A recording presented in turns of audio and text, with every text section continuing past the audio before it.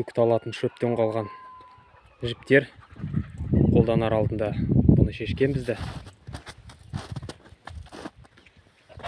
Соны қолданып, анау видеоның жаңа көрсеткендегідей мынау жылқыға оған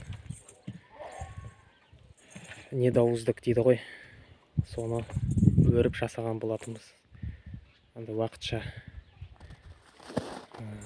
осындай жіптерді қолданса болады.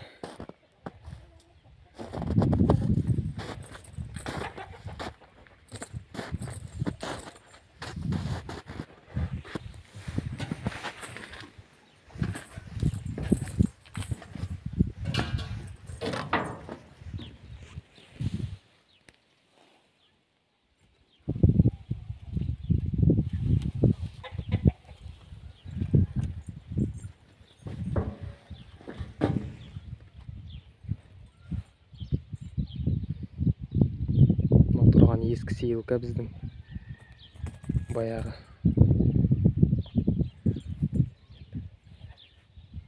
40 оны жөндеу жұмыстары бар әлі, алдағы уақытта бұйырса.